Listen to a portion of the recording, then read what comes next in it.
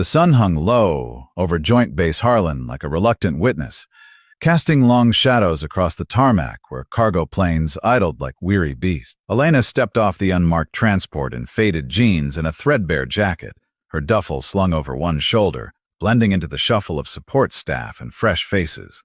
No brass, no entourage, just her, carrying the weight of a career forged in sandstorms and midnight briefings. She nodded to the gate guard, a kid with eyes too wide for the desert heat, and slipped toward the barracks, her boots kicking up dust that whispered secrets she wasn't ready to share. But as she rounded the corner into the mess hall, a ripple of laughter cut through the air, sharp as shrapnel. Sergeant Marcus Hale leaned against the counter, his arms crossed like barriers, flanked by Reyes and Tomlin, two lifers who'd traded their youth for calluses and quiet resentments. They'd seen admirals come and go, strutting in with polished shoes and promises that evaporated like morning fog. This new girl, though, she looked like she'd wandered in from a bus station, hair pulled back in a careless knot, scanning the room with eyes that held too much calm for a transient. "Hey, fresh meat," Marcus called, his voice gravel from years of barking orders into sand-filled wind. "You lost or just here to fetch coffee?" The others chuckled, low and testing, the kind of ritual that weeded out the soft ones before they could fracture a unit.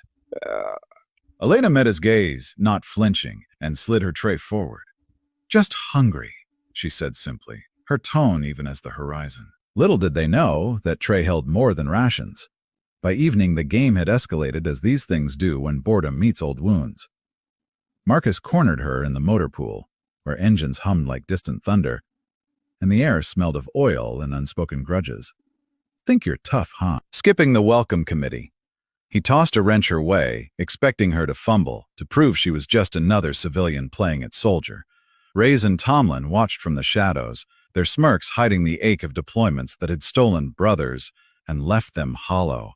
Elena caught it mid-air, her fingers closing around the cold metal with a precision born of hands that had steadied rifles in the dark. She handed it back, not a word wasted, but her eyes lingered on the faded tattoo peeking from Marcus's sleeve, a date etched in ink, the day his squad didn't come home whole. "Tools like this," she said quietly, "they fix more than machines." That's when the first real crack appeared in his armor. Dawn broke with a drill that wasn't on the schedule, Marcus pulling strings to drag her into the grit of it all. A live-fire exercise on the edge of the base, where mirages danced like ghosts of patrols past.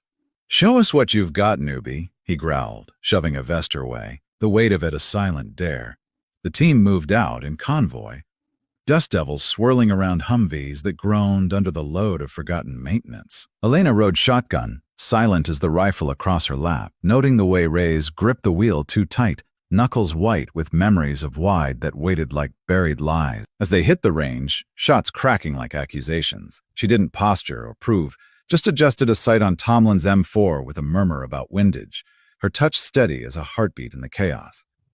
Marcus fired wide, frustration boiling over, and turned on her. "What the hell do you know?" But before she could answer, the horizon lit up, not with flares, but something far worse.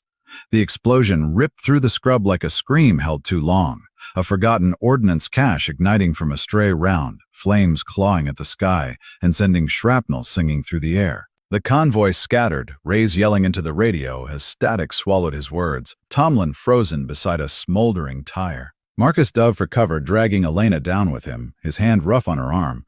Not malice now, but the raw pull of survival. "Stay low, damn it," he barked.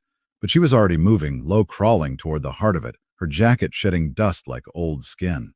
In the roar, she shouted coordinates, her voice cutting through the din with the clarity of someone who'd mapped hellscapes from command decks. The team rallied behind her, not questioning, just following the pull of that unyielding calm. And as the fire crews screamed in, dousing the blaze that could have claimed them all, Marcus caught the glint of stars on her collar, hidden until now, revealed in the smoke. Word spread through the base like groundwater after rain, whispers turning to stares in the med bay where they patched scrapes and stared at the ceiling. Elena, Admiral Vasquez, the one who'd turned tides in forgotten corners of the world, had walked in as one of them, not to inspect, but to listen. To the gripes over lukewarm chow, the silences after taps, the way a man's laugh could hide the echo of a lost friend's voice, Marcus sat across from her in the dim light, his hands clasped like in prayer, the tattoo on his arm no longer a shield but a bridge. I thought you were just passing through, he admitted, voice thick with the salt of unshed things. She nodded, tracing the edge of her coffee mug, the steam rising like offerings.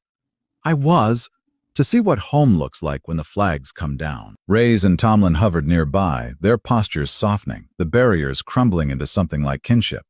Weeks blurred into routines reshaped by quiet shifts. A shared pot of coffee before dawn. Stories traded over engine grease instead of guarded briefings. Marcus found himself briefing her not on reports, but on the men. The kid at the gate dreaming of his sister's wedding. Tomlin's habit of carving initials into bullets he never fired. Elena listened, her questions peeling back layers they'd armored over, revealing the honor in their endurance, the sacrifice woven into every uncomplaining shift. One night, under a sky pricked with stars that felt closer here, Marcus handed her that same wrench, polished now. For the fixes that matter, he said, and she took it, the metal warm from his palm.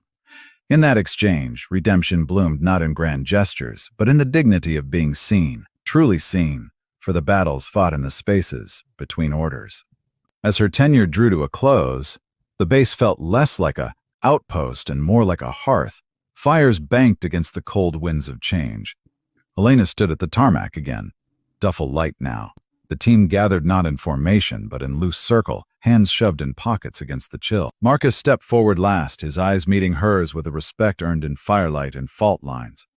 You didn't have to walk it with us, he murmured, and she smiled, faint as dawn. But I did. Because leading isn't standing ahead, it's carrying the weight, so no one walks alone. The transport's engines whined to life, pulling her away, but in the rear view, she saw them still standing, silhouettes etched against the fading light, bound by threads stronger than rank. And as the dust settled behind her, Marcus turned to the others, a quiet vow forming on his lips.